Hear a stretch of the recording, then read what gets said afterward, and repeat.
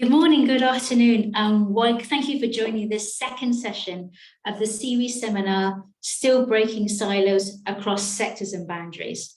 We're delighted you've joined us today. This session is convened by the Cooperation on International Waters in Africa, World Bank Group, the International Water Management Institute, IMI, the Stockholm International Water Institute, SIWI, and the United Nations Economic Commission for Europe. I'm Rachel McDonnell, and I'm going to be the moderator for your session. I'm the Deputy Director General of IMI, and welcome, taking you through the very interesting conversations we're going to have today. The recently published IPCC Working Group 1 report demands the reforming of current water resource use and its management systems. There is no alternative to water, yet today and going forward, this most precious of resources is going to be under enormous pressure. Yesterday, in the opening session of this seminar series, we heard about the need and ongoing moves to break down the silos that are holding back water management. We had great examples from across water, land, and forest system rights, across generations, across national boundaries and transboundary river systems, and across water and health sectors. I'm sure you're all familiar with these type of boundaries and silos that we work in. Today, our focus is on breaking down the silos and boundaries between sectors. And Stefan Udenbroek from the International Water Management Institute and Water, Land and Ecosystems will start us off by exploring this in his opening remarks on the challenges and opportunities for cross-sectoral collaboration. We'll then have two different fishbowls. In each set of speakers will bring different insight and experiences from their work and the thinking that they would like to share with us. Please do look at the bios of our distinguished speakers in this session details. Between these two sets of fishbowl discussions, we welcome your thoughts. We want to bring your questions, your thoughts into the conversation, between the sessions, and then we will have a much longer session at the end for that interaction. As I'm sure you're all old hands at this now, but please do add your chat onto Pathable for this particular session. As you're aware, the Zoom chat is disabled for those conversations, for those inputs. So without further ado, I'd like to hand over to Stefan, who'd like to give the opening remarks, setting the scene on the breaking down of sector boundaries. Over to you, Stefan.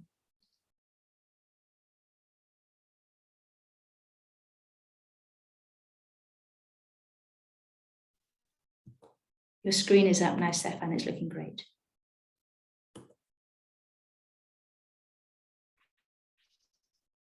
Thank you, Rachel.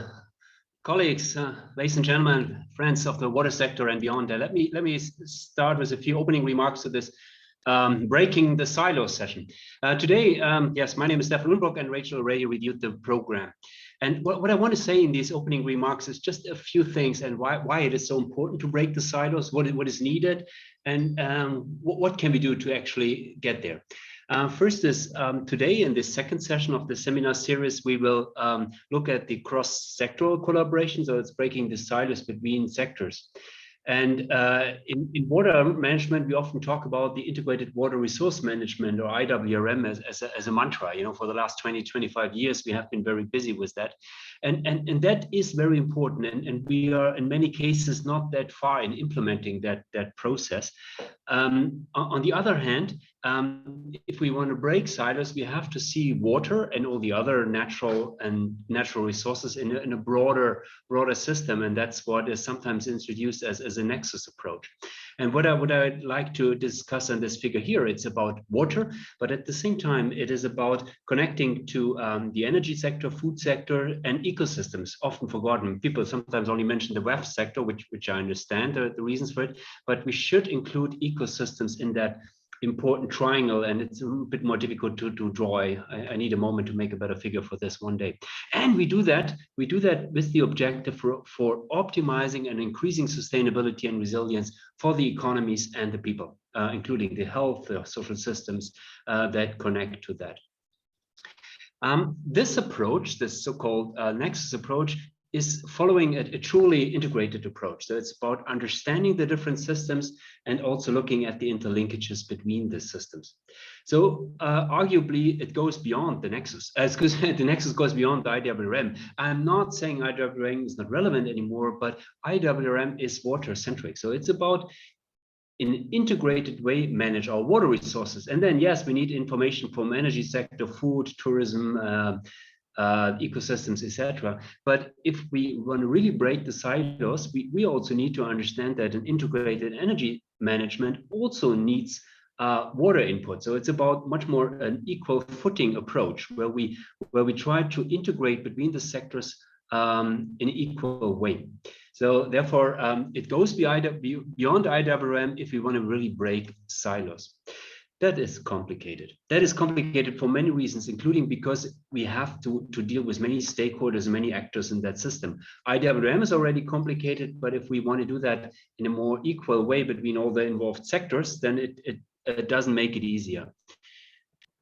In our work at IMI and in many organizations that are participating in the call today, we often follow a basin approach where we look at river basins, sometimes transboundary basin. That's the focus of session tomorrow. And that has certain advantages because we can quantify many of the fluxes within a river basin, the water, the sediment, the nutrients, the import and export of water and goods. So that is a good integration unit. It also illustrates clearly the interdependencies between upstream and downstream parts of the basin. Further, with this breaking the silos, we have to understand and take proper care of scale dependencies. Certain activities and interventions that are a great solution at the local scale are maybe not that great of a solution at a larger scale. So therefore, understanding the interdependencies between activities at farm scale or landscape scale or hill slope scale, what does it mean for watersheds or basin scale is important to understand. Number 6, when it comes to governance and breaking the silos, we have to agree to a polycentric governance. So not focus on one system, for instance, the water system, which most of us in the call maybe are most familiar with, but we have to go to a polycentric governance system, also including multiple levels. If we want to look at scale dependencies across spatial scales, we also have to consider the multi-level governance in systems like basins, from the local, community, municipal level up to national or international, regional level. Finally, we started the the first seminar yesterday with a youth contribution. There was just a technical glitch, and we will end today with another youth contribution. And gender is also very important. So these components of often more marginalized members of society are important in breaking the silos. And whatever we do in any intervention, it's about the political economy surrounding that to really understand and to be able to break silos effectively. This is what I wanted to say to kick it off today. And we just published today a so-called thought leadership piece. I'm happy to share the link in the chat box. It's an article which we just launched on the CG website, and a so-called thought leadership piece. I didn't invent that title, which describes this in a bit of broader sense. And feedback on this is most welcome. Tomorrow, we will break silos across boundaries, not only across sectors, and it will be about shared water resources. And with this, I hand over back to Rachel, and looking forward to an exciting session. Thanks, over. Well, thank you, Stefan. And I think there was a lot of thought leadership in there, so thank you very much for that. We would, if you could copy that, link to that new paper into that would be into the chat, that would be terrific. So you talked about integrating interlinkages between component parts of these very complex systems. We talked about interdependencies across scales, and just that quantifying of fluxes, and those fluxes come in many shapes or forms. So thank you so much, Stefan, for setting the scene. So now we're going to go to the first fishbowl, and this is where we're going to bring 2 speakers in who are going to give us some substance around, so some case studies around the type of thinking that Stefan has laid out for us. First of all, I'd like to introduce Sarah Logren from the University of Gothenburg, and then our second set speakers are Min Nyoy and Avini Dixit from the Asian Development Bank. We welcome the spotlight being on you, and Sarah, you have 7 minutes, and we welcome your thoughts. Thank you. Thank you. Stefan, could you please stop sharing so that I may share my screen?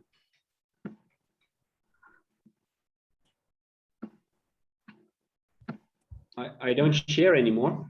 Oh, okay. What do I do? I think we're all good. Thank you. Okay. So Looking good. Yeah. Okay, great. So I will be taking us to the energy and water part of this nexus, and I'll talk about dams. So I think there is no universal way to make all dams good. In fact, dams are often destructive, and hence communities who will be or already are affected by the dams resist them fiercely. At the same time, dams produce vast amounts of fossil-free electricity, which is very much needed to tackle climate change. So how do we grapple with this situation? I don't think there is a strategy that would work everywhere, but we can learn from each other. So today I will be telling you a story from northern Sweden that is based on my research and that I hope can shed some light on how we might reconcile some of the effects of hydroelectric dams. So before we go north, we need to know a little bit about Sweden in the 20th century. In the early 1900s, Sweden was eager to join the big countries experimenting with hydropower. The Royal Water Board, which later became the state-owned energy company Vattenfall, was founded in 1909. And 6 years later, the first hydroelectric dam was constructed. After the First World War, massive campaigns began to increase household electricity use. You can see an example of that on this slide. Sweden remained neutral during the Second World War, and when Europe began to rebuild, Sweden's intact industries found massive new markets. Now the energy demand surged. This resulted in the era of dam construction. And along with dam construction, the government also created roads, schools, housing, clinics, even golf courses across the north of Sweden. Sweden then turned its attention towards the emerging global free market economy, and gradually the economic support was withdrawn from these hydropower communities. So the dams in Sweden were built a while back, but they are still there today, producing about half of Sweden's electricity. So how do affected communities perceive these dams? And what lessons can we draw from that? To address these questions, I studied community acceptance of dams in Jokkmokk. Jokkmokk is a municipality in Sápmi. It's the indigenous traditional territories in the north of Sweden. Jokkmokk has about 5,000 people. It's located in the Luleå River watershed, which has been dammed for decades and which produces about 10% of Sweden's electricity by itself. Jokkmokk was one of these hydropower communities, and it offers an apt case study for studying long-term acceptance of dams. So it turns out that in Jokkmokk, economic impacts are important drivers of community acceptance. Community members who thought that the dams benefit their community often pointed to the employment opportunities that are still around today. Community members who did not feel as accepting of the dams highlighted how the initial support had been gradually withdrawn once construction finished. So we can see in this quote, for example. A common concern for both the people who thought that dams benefit the community and people who don't was a sense of exploitation. They don't feel that the benefits that the dams generate today, for instance, revenues from electricity sales, are shared with their community in a fair way. Another factor affecting community acceptance is the impacts on the river, so the ecological and aesthetic impacts of dams. Some community members held that the Luleå River is no longer a river, and therefore ecological impacts aren't really important. But many community members felt greatly concerned about how the dams impact the river and how these impacts affect their community. And it was interesting to see how this was true even for people who were too young to have experienced the river themselves before it was dammed. So a couple of takeaways from this study is that distributional justice, how the benefits and burdens of a technology are shared, is really important, and it can change over time. It may even gain more importance over time. Ecological impacts matter as well. So for policymakers, governments, or development agencies, this means a few things. First, consider how to share benefits and burdens in a fair way, and be mindful that the needs can shift over time and across generations. Getting to yes in the planning stage is not enough when we're talking about infrastructures that last for decades. Two, we shouldn't underestimate the river impacts. Ecological restoration is not just good for other species, but it's also good for human communities, and it can promote community acceptance. Third, one weakness of this study was its lack of indigenous perspectives. But in many cases, as in this one, dams are located on indigenous territories, and indigenous rights must be protected and realized everywhere. So as I said in the beginning, there is no one answer for making all dams acceptable to everyone. In some cases, dams might never become acceptable to the affected communities, and then maybe it's better to look for other technologies. We can't build resilience by oppressing people, and we do need a just energy transition. What I hope we can learn from this study is the importance of paying attention to and mitigating the impacts of dams across generations. Thank you. Thank you, Sarah, and thank you for highlighting the water energy ecosystem nexus that we could see in that example from Stockholm. And I was on Bloomberg recently. I was listening to the forecast, and that coal is at a 10-year high. And I was just like, well, why is the price of coal at a 10-year high? And this was because the hydroelectric dams in China are not running very well at the moment because of climate change, because of shortages. So we can see all these interactions between energy and hydroelectric power and this move to go forward. And yet, there's this impact on the fossil fuels and all of that. So thank you very much for sharing that, Sarah. Our second speakers in this session are going to take us to the Bagmati River Basin.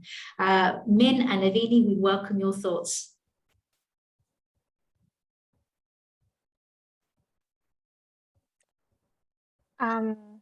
Hello, everyone. Perfect, it's looking good. Yes, Abini, I just want to check if you are there, so we can start. Hi, Abini.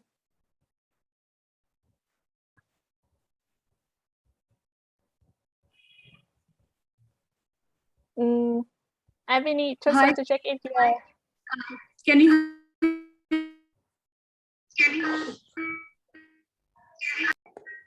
Min, Ebony is on the list of participants, so maybe she's just having a problem with the internet at the moment. Should I start then? If you start, and then we'll bring Ebony in a minute. But Ebony is in the list of participants. Yes. Okay. Hello, everyone. So this is me, and I hope Ebony can join in a second. So we are from the ADB Youth for Asia initiative, and we want to share with you our learnings in the Bagmati River Basin. So quickly introduction about Youth for Asia. So we are a youth-led initiative under the Asian Development Bank, and what we do is to promote meaningful youth engagement into ADB operations. So what do we mean by meaningful youth engagement? Which means that youth representatives actively participate throughout the whole program life cycle and then enter into youth annual partnerships. So this will be the principle for the upcoming projects that we want to share with you today.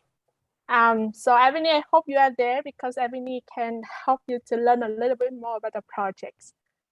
Ebony, can you hear me, right? Yes, go Ebony. Bagmati River is a holy river which holds religious significance in Nepal, and it has its own cultural importance. It also meets the need of drinking water and irrigation water in the capital city, Kathmandu. But in past few decades, the river has been looking dead, and it has lost its natural beauty due to massive pollution, because of direct mixing of solid waste, untreated sewage, and lack of public awareness.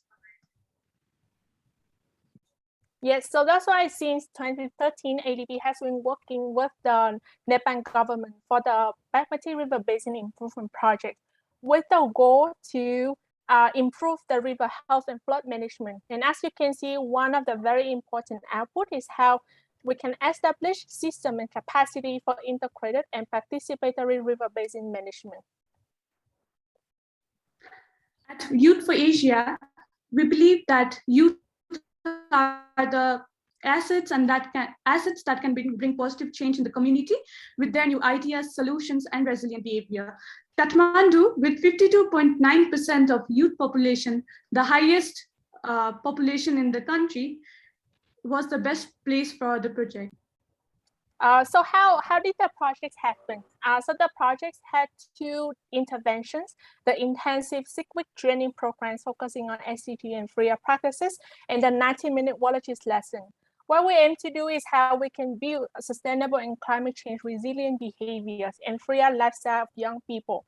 So for the intensive training, it included a series of virtual trainings as well as cross-generational consultation so that our young people can create an aspiration for the Bagmati River Basin. And from that, they can develop their own projects in the local communities. While the Villages lesson is adopted from UNICEF curriculum together with Projects Everyone, is a shorter intervention, a P2P training about sustainable development goals and Bagmati River Basin. So in the duration of 3 months, we were able to engage 1,700 children and young people in the Bagmati River Basin. And the home programs were delivered by over 100 youth facilitators from there. To understand the impact, we use the knowledge attitude practice survey as a pre and post evaluation so that we can understand if the training can help to translate learnings into actions on the ground. The principles of the programs using future thinkings to leverage on the strength of young people and then to use intergenerational dialogues and peer-to-peer learning. What we learned from the programs is that for the intensive training, it is definitely a behavioral change activities where young people can become long-term advocates of water security and sustainable development. For the shorter training, it's proved to be successfully in the awareness raising, and it has the impact for scale with less resources, so they can target all children in the communities to understand and think what they can do to make a difference. So how can we say so? Let's have a closer look into the CAP score and the CAP result. So the first one is a CAP index. You can see that the intensive training was able to significantly improve 30 score for the participants. The Villages lesson was a little bit less for 15 score, but then if you can see the setting point of the two target audience are very, very different. The Villages lesson target the young children, right? So they come from a higher risk in the community, which is more understanding and training under sustainable development. So if we want to see a little bit further on the CAP mobility, which means that how did young people shift into on the stages? Here are knowledge formation, belief, attitude, intention, and compliance. The intensive training were able to have young people to move 14 out of 100 young people will move 2 stages, and everyone at least move 1 stage. The Villages lesson has the impact that over 100 participants, 45 will move 1 stage ahead. One thing very interesting that we learn from the programs is the youth and government partnerships. There's a very strong evidence that young people have lack of trust in the governments. However, after the training programs, you can see that in the SU training, it significantly improved, while the Villages lesson wasn't very, very improved in this indicator. This also explains that the government has been intensively engaged in the whole preparation, design, and implementation of the SDG, the intensive training, and it helps for young people to understand what they do, and it will serve as the platform for further collaborations. So I want to learn more about what really happened on the ground instead of saying this might be a little bit boring paperwork. So let's back to Avinite. All the sessions of BRBYP were conducted virtually due to the pandemic and the travel restrictions in the country. But what happened after the program is very interesting. With the sense of excitement and motivation, 19 youth-led projects went on the implementation. As the lockdown was lifted in the country, most of the projects were implemented physically. 56 youth implementers converted their dreams of making Bagmati River clean, green, and healthy into reality by going into informal settlements, apartments, and communities to advocate about 3R, waste management, plantation, and so on. You can see the pictures in the screen. And the most exciting part is that 18 out of 19 projects are sustainable, either on its own, or our youth implementers are continuing their projects even after the ADB intervention is complete. 8 of the projects have been institutionalized by various stakeholders like government, school, and community-based organizations. Let me share one example. One of the projects, along with local government, trained housewives about waste segregation and its management. After this intervention, the local government announced that they will be taking this initiative forward and put it in their.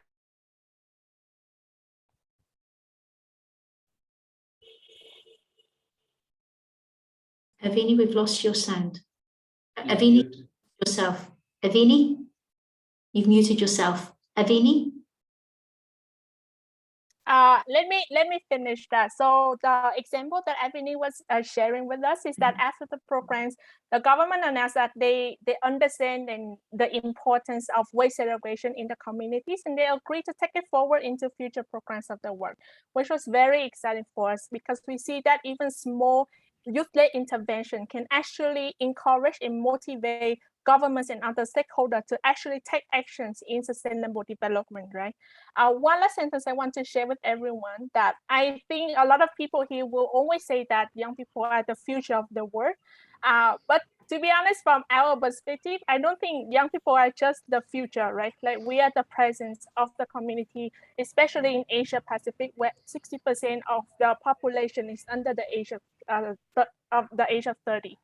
And with this program, we have stronger evidence to see that young people can be the forefront of collaboration for cross-sector and intergenerational. So it's very important to invest in young people in the region.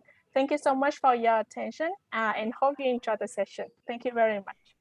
Thank you, Min and Avini. And you'll see in the chat there that everybody's impressed by the success of your projects and to see how it's being implemented, and for you to be breaking down the boundaries between generations, breaking down the boundaries between youth and government, as well as across the water, energy, food, environment, and other nexuses, and very much encouraging that 3R approach, because we know that that has to be part of the future as well. We have a minute, or have 5 minutes now for some questions. And sort of Colin Heron, you've started a really fascinating debate in the chat. Could you come off mute and maybe put that question that you're talking about in that chat? Colin?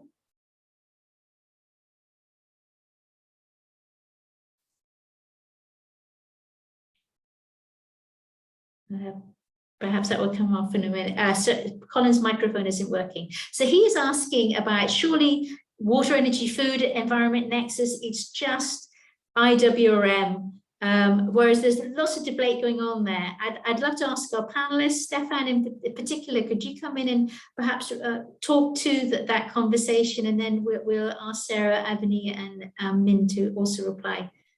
Stefan?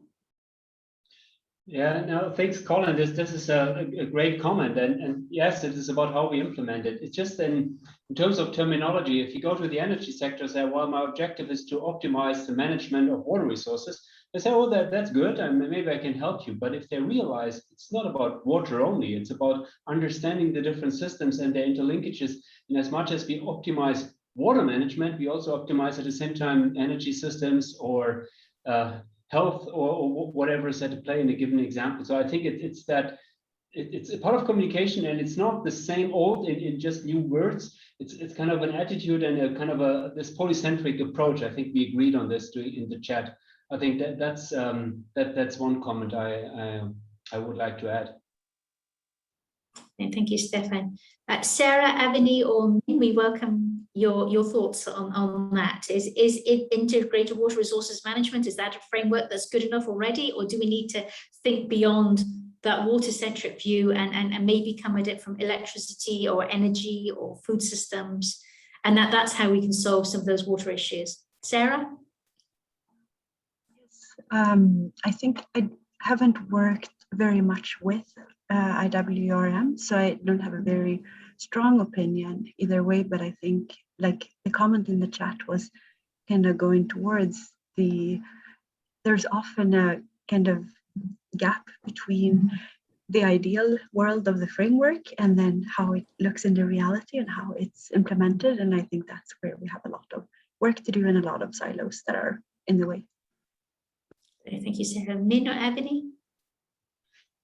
I think in terms of the framework, we also didn't have a lot of experience in that, but what we see more is that the capacity to actually implement those frameworks, right? So for example, in terms of meaningful youth engagement, it was such a challenge to even persuade the people that this work and young people should be invested. So I think before coming to the framework, I think there are a lot of existing frameworks there, but the capacity to implement those frameworks is very important. All the stakeholders in the community should have the awareness and also then the capacity to implement those frameworks. So that is what my view on this. Yeah, thank you very much. Thank you. And also, yes, Martina has absolutely captured your words. Young people are not only our future, but also our present. Stefan? Yeah. Can I just add one sentence? It's exactly what Neil said. It's implementation. And we reviewed, made a Google Scholar review, and we found more than 8,300 papers published on the Nexus. And if you look a bit more carefully, of course, we didn't read 8,300, but we looked at some of them a bit more carefully, and most of them are quite theoretical about new concepts, sometimes esoteric, and a kind of theoretical frameworks discussion, and very few have actually practical applications of their framework. So it's really about how we do it. As Colin said, and as Ninja said, it's about implementation, and whatever name we want to give it, it's nice, but it's kind of looking at the challenges if we really implement. If we look at the challenges in inconsistent governance and contradicting incentives, political economy around every measure, etc. That's we have to face, and that is in very few of these 8,300 papers actually dealt with. Thanks. Fantastic, Stefan. And maybe we should all challenge ourselves to step out of our silo of water and come at it from agriculture or come at it from energy or wherever it is. So maybe we should be part of the solution as well as highlighting the problem with all of us. So thank you, Min, Avani, Sarah, and Stefan. The great conversation. You started off really well. We're now going to go to our next fishbowl, and our two speakers from that are Andrew Dancy from the University of New South Wales Global Water Institute and Ines Dombrovski from the German Development Institute, Ramsar Convention Secretariat, and the Norwegian government. So Andrew, if you'd like to start us off, please, and your talk is on securing water, energy, and food in the Pacific. We welcome your thoughts. Over to you, Andrew. Thank you very much, Rachel, and thank you everyone for joining us here today. I'm Andrew Danzy from the University of New South Wales Global Water Institute. I'm here to talk about securing the water, energy, and food nexus in the Pacific. So if we think about the world here, we can see there are the four quadrants of Earth, and just how massive in the top right, the ocean to land ratio is in the Pacific, or as it's aptly referred to sometimes, Oceania. And the Pacific offers a unique set of challenges and context for securing water resources, which are adequate and diverse food nutrition, and also importantly, affordable and reliable energy. We've been working with government, development agency, and academic partners across the region to prepare the first regionally focused and comprehensive consideration of the nexus in this particular context. Specifically, Pacific is words we say too often, but this is something that we are trying to do, have a very regionally focused approach of the water, energy, food nexus. The scope is Australia, New Zealand, and the Pacific Island countries and territories. Australia is the driest inhabited continent on the planet, but only using 6% of the renewable water resources each year. And New Zealand has abundant water resources with only 3% of its fresh water being used. On the other hand, the Pacific Island countries and territories, or many of these, the small island developing states, have limited freshwater resources in general, that is limited available freshwater resources. With, for example, the Whangawhale Inlet, in Tuvalu, or Nauru, having no confirmed accessible freshwater resources. Papua New Guinea is an exception, with over 120,000 cubic meters of water per person. So even within this region, we can't generalize too much, and there's massive changes depending if you're an atoll nation or a volcanic region that will greatly determine your primary water resource, whether it be rainwater harvesting or groundwater or surface water. And depending on the season, can change a lot as well, with El Nino and La Nina being very important to the regional cycles too. In order to do this, we've been working with UNESCO on the production of a book to look at this region in particular. I show a list here of the 26 partner institutions. And the reason I'm doing this is to show that we've been very much trying not to have an activity in navel gazing, but bringing in the different stakeholders from across the region with a special focus on partners within the Pacific Island country and territories themselves. And I hope our colleagues at the Asian Development Bank will approve of this. We have a chapter on youth written by actual youths themselves, and they actually went out and gathered primary data with other people in their youth network to contribute towards the chapter. So we're really excited about that. Also a chapter specifically focusing on gender, specifically focusing on traditional knowledge, and also Oceania. So while this is a water, energy, food nexus book through the lens of water and securing water in the new world, we're bringing both natural and social scientists to the table to try and bring both aspects to how do we manage these resources efficiently and sustainably, and not moving one problem to another part of the triangle. If we just quickly look at each of the three points of the triangle now, here we have water. And while advanced economies, so Australia and New Zealand in this region, are able to meet most of the water demands, for the peaks, about almost 7 million people cannot access improved sanitation, and more than 4.8 million cannot access improved water supplies. Improvements have been slow, with improved sanitation increasing from 29% in 1990 up to 31% in 2015, and improved water resources from 46% back in 1990, only up to 52% in 2015. And friends and colleagues here that have worked in the Pacific will know just how data sparse the Pacific is. Data availability is always a problem. It is especially a problem in the Pacific and getting good numbers. The 2015 was the best data that we have available there. For energy, here we have a success and challenges to talk about here. We can see in the black table there, the renewable energy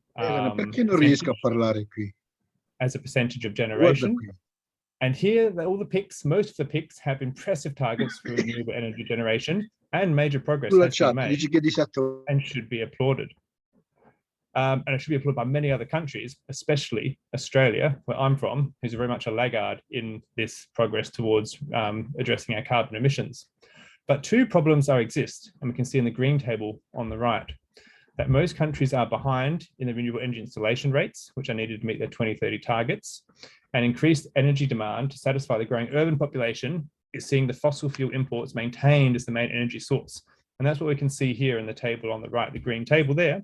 The amount of diesel contribution to the overall energy production in each country is still massive, and for many countries is still the almost sole provider of energy there. So while increases in renewable energy have been forthcoming and have been major achievements have been achieved, as the demand grows, both the fossil fuel and the renewable energies keep moving up. If we now consider food, food security is tied to both land and sea in the Pacific. It is elsewhere too, but especially in the Pacific, being such an ocean-based part of the globe as we saw on that first slide. Climate change is undeniably the major disruption across food production systems and food security in the region.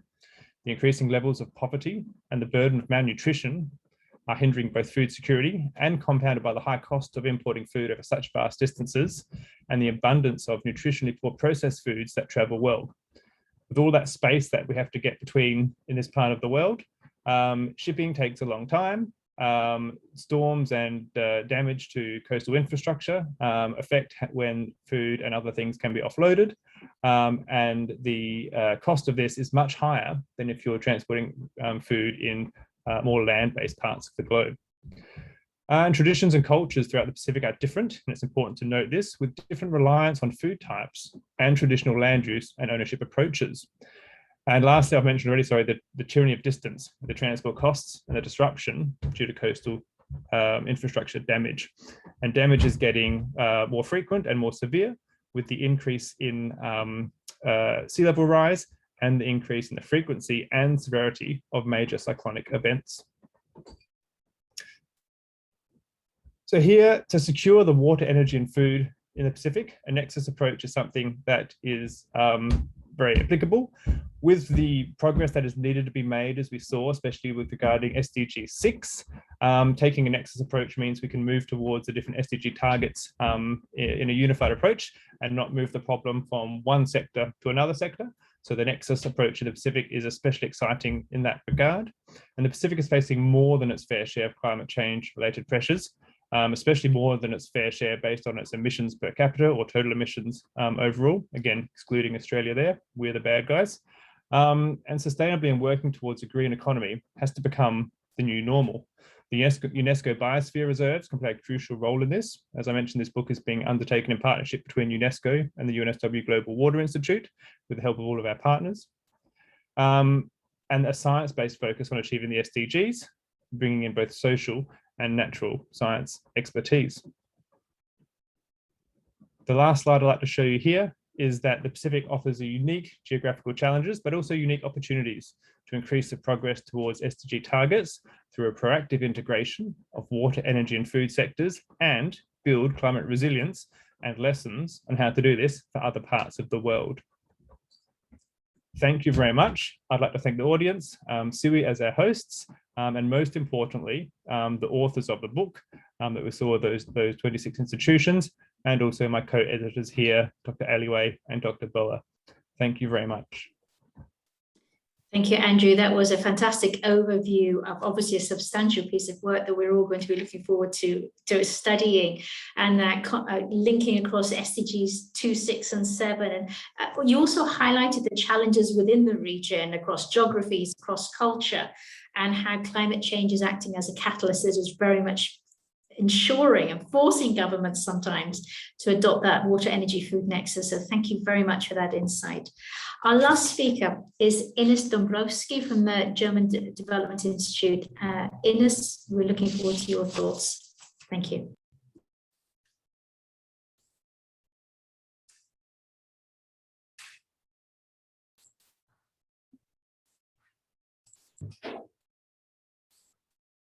Yeah, thanks a lot. And I'm still trying to put my presentation into presentation mode.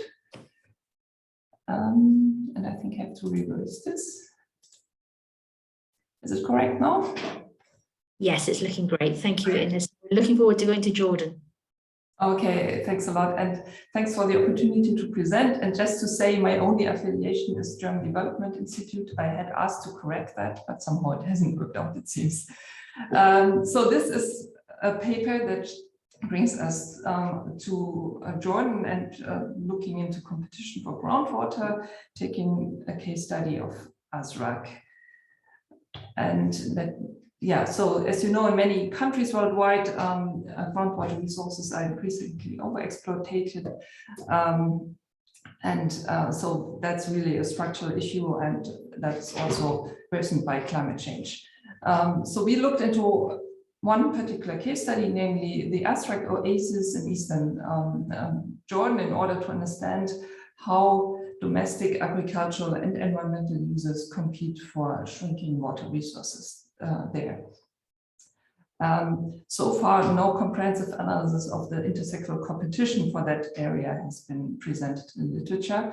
Basically, our question is which factors influence decisions of different groundwater users in Azraq, and what are intervention points for sustainability transitions. We built on the conceptual framework of networks of adjacent action situations that is an extension of Ostrom's institutional analysis and development framework to capture the complexity of the socio-ecological system. In order to account for issues of power and informal institutions, we also draw on the concept of the social contract, understood as the agreements between the sovereign and the people in terms of their respective rights and obligations. We conducted a comprehensive literature review, a net map exercise of network analysis, a social network analysis, and 67 semi-structured interviews. So in Azraq, let's jump into our so-called focal action situation. Basically, we are facing a conflict between a heterogeneous group of farmers, so small scale, but also many large scale farmers in the desert. You see these circles that use about 2/3 of the estimated safe yield. But at the same time, the government also extracts water, maybe already 90% of the safe yield for domestic supply elsewhere in the country. Then in addition, we have a shrinking Ramsar wetland, which has, in terms of its ecosystem services, largely disappeared and is only maintained artificially with some of the water pumped by the government.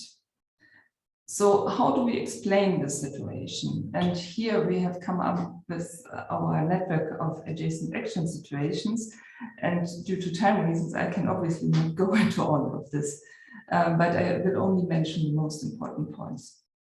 So first, water governance prioritizes domestic water supply over agricultural water use. And more recently, the government has made some progress in monitoring and billing illegal agricultural uses based on remote sensing. But the policies are still not applied consistently, and progress on closing active illegal wells remains limited. Second,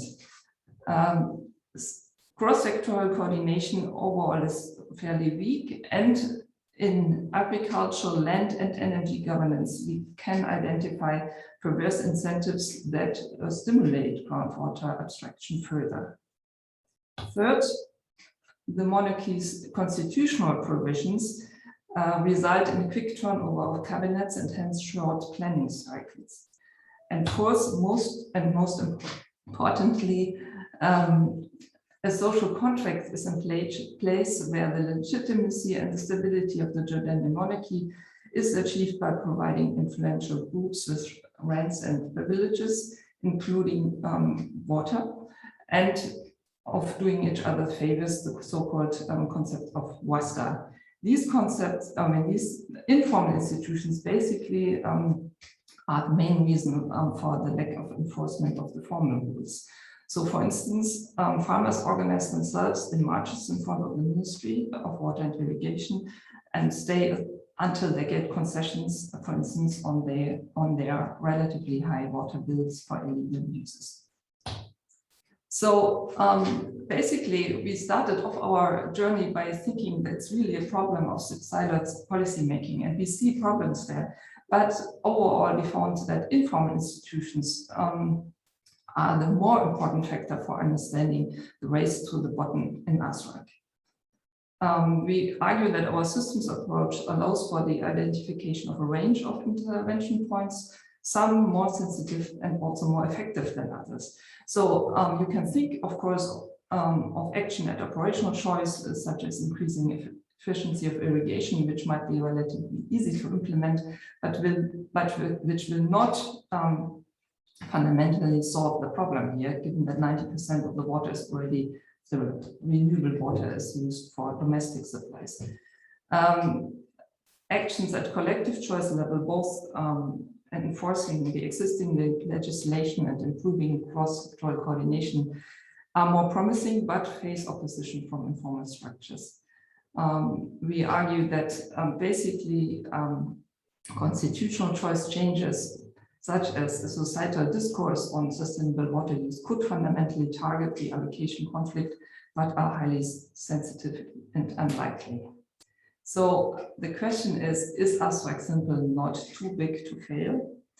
Or will elites realize that rent seeking will also need to become sustainable if it is meant to stabilize the system in the long run?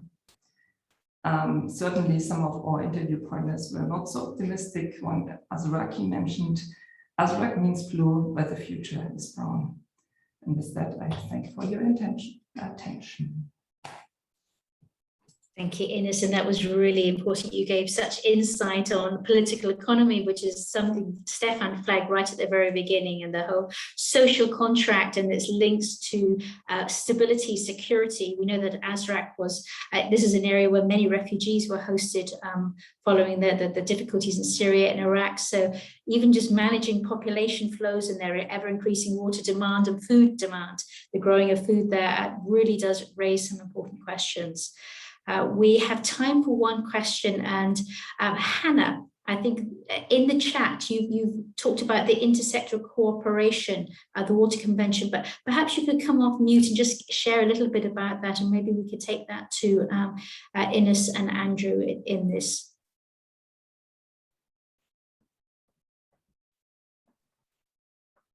Yeah, hello everybody. I hope you can hear me. Yes, we can. I'll try to make a video. I didn't have a particular question, but I wanted to share that under the Water Convention, which Secretariat is hosted by the UNEC, we are also doing quite a bit of work on the topics we are discussing during this session, as well as other sessions of this seminar, and namely, for example, activities on water, energy, food ecosystem nexus in transboundary basins are quite relevant.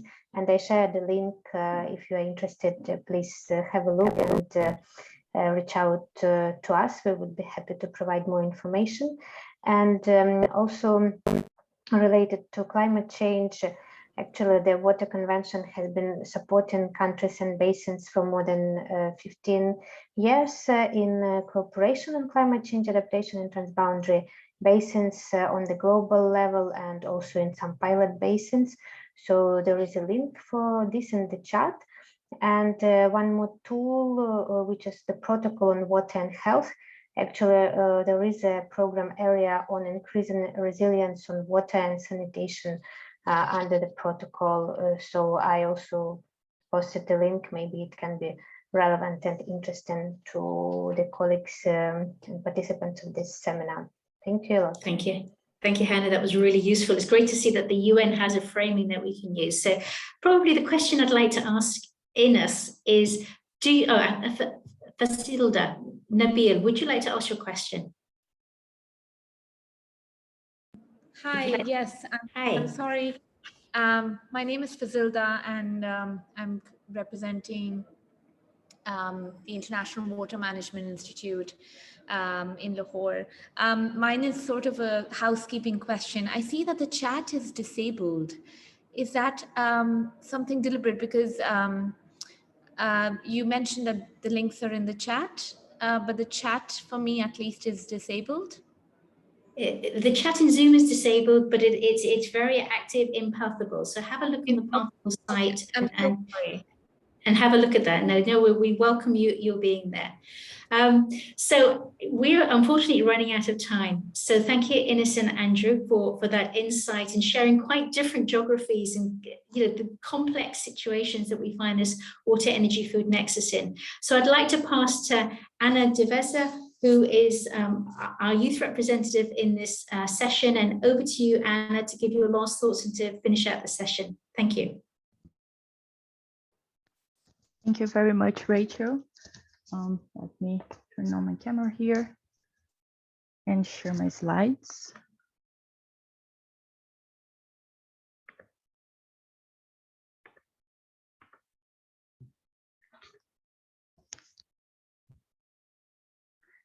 Okay, so first of all, I would like to thank Stefan, Martina, and SIWI for the opportunity to serve the Young Scientific Program Committee for the past 2 years. And I'm happy to share some concluding remarks based on the youth perspective, but I'm aware that I cannot represent all the youth out there, so I'll do my best. You heard in this session concrete examples of youth-led successful projects, the importance of intersectoral incentives as a basis for sustainable transformations and social acceptance to inform distributional justice, as well as the catalyst role of climate change on the water, energy, food nexus in the Pacific.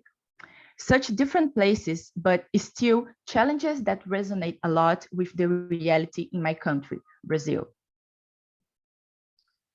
Energy, water, and food systems in Brazil are greatly interlinked in infrastructure, but not so much in planning.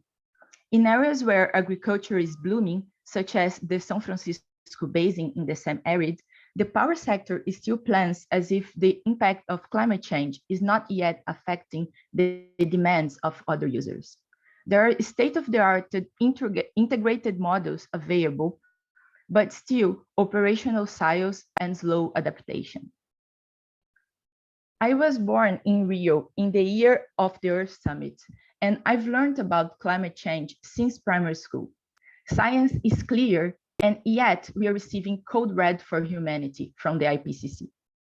What we need is action. Instead, my country is stuck in a polarization that's leading us backwards. While we are immersed in social media bubbles and busy labeling people as right or left, deforestation of the Amazon is rising as if the previous decade was not already bad enough.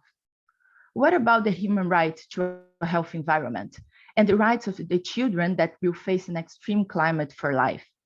Forest conservation is key to the water cycle of the entire country, and thus to agriculture and energy provision. Cross-sectoral cooperation is fundamental to fulfill these rights.